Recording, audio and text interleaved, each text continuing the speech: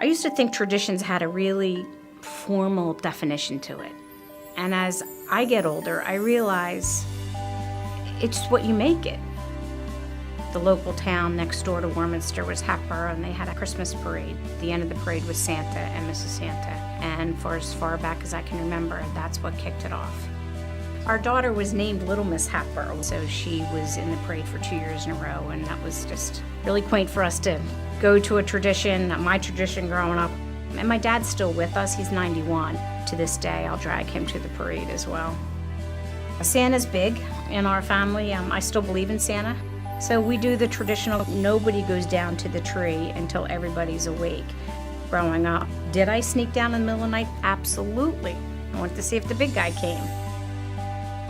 I was really close to both my parents, really. My mother used to laugh because she would say I was a daddy's girl.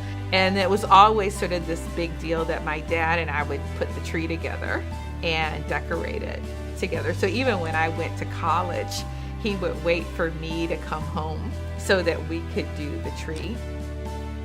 My mom always wanted to go to the Macy's parade. So I found a hotel on the parade route, and my mom was so excited. Balloons were almost at eye level. So you're looking at Snoopy and Underdog, one of my favorites. You live in such a fast-paced world where you're busy and you're always running from location to location. The holidays are the one time where it forces you to slow down, to enjoy what you have and spend time with the family.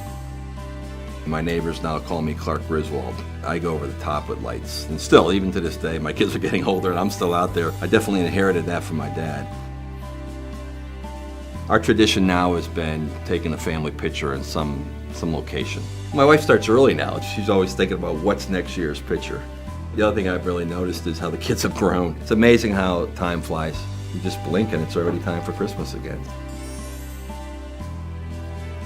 It's having your family together. You know, it's a time to really reflect on how lucky you are and how thankful you should be. Huge in my family is there's a movie called The March of the Wooden Soldiers. It's Laurel and Hardy. That movie is watched by our family every year around the holiday time. And it's something that we've done since we were kids, and we pass it along. There are a couple little prayers that you say when you light the candles, but then afterwards you break into this song. My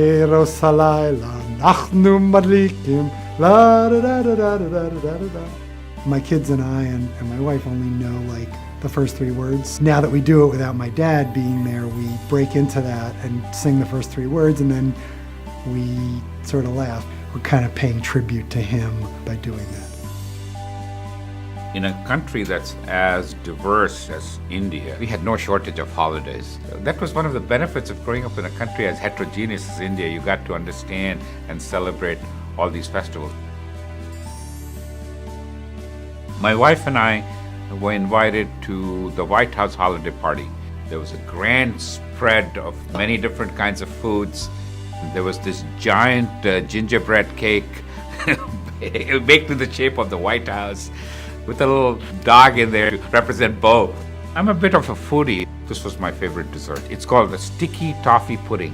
You get a sugar rush after that, no question. And there's something magical about that time of the year that brings people together. One of the most important things about celebrating whatever people celebrate is opening up their home to their family and friends. And by opening up your doors and inviting your friends in, you share something deeper with them, and you find that no matter where you go,